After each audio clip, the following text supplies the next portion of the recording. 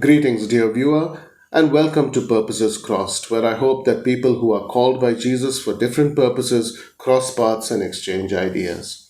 We continue with our reflections on the Sermon on the Mount, and in this video, we will look at Matthew chapter 5, verses 21 and 22. So far, Jesus has declared that he affirms the continued validity of the Torah. He was not abrogating it, but affirming it. And we will see that he does so in ways that would have shocked his audience just as it should, but unfortunately perhaps does not shock us today. We will see that Jesus upholds the Old Testament commandments while intensifying their demands. Now, his goal here is not to place a heavier burden around our necks. That would go against the thrust of Jesus' teachings. What Jesus does is remind us that sin has a gestation period. It begins as something small and insignificant, which, if nurtured, will mature into full fledged sin. He directs our attention first to the sin of murder. Murder is merely the outcome of anger that is fed. Therefore, Jesus warns us in the most severe terms of the consequences of nurturing anger. He also tells us that anger expresses itself in our words. Therefore, if we find ourselves questioning the intelligence of another person or ridiculing someone's faith, we are allowing ourselves to nurture anger, and we should recognize that. We have just obeyed that Jesus employs serious warnings on the issue of nurturing anger. Moreover, he leaves us no wiggle room. There are no exception clauses. Jesus does not allow ourselves the category of holy anger. However, elsewhere in Matthew, Jesus does become angry in chapter 21, verses 12 to 17, and he calls his opponents fools in chapter 23, verse 17.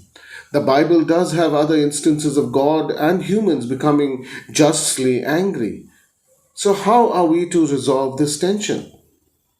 The way forward is to realize that while Jesus delineates different sentences, judgment, counsel, Gehenna or fire, for the three situations described, anger, calling someone raka, calling someone a fool, we are not to think that these are escalating punishments for increasingly severe infractions.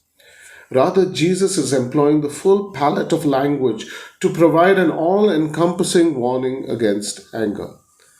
Having done this, we need also to recognize that the Bible is not a treatise of systematic theology. In other words, we do not have to iron out any tensions that may exist in Scripture. Jesus' words here provide a sharp critique of passages in Scripture that allow some kinds of anger. At the same time, those passages critique Jesus' words by pointing to examples both from Jesus' life and from the life of others in which anger was a way of expressing God's desires. On the one hand, we are not to use Jesus' words as a new law in which he tells us literally the punishments due to various forms of anger. When we see someone angry, we may not hurl these verses at them. On the other hand, we may not use the permissive scriptures to justify our own anger. That kind of mutilation of scripture is precisely what Jesus criticizes. Justification for anger must come from a conviction that justice, God's kind of justice, will not be served apart from a brief display of anger. And we may not assume that God's kind of justice comes naturally to us.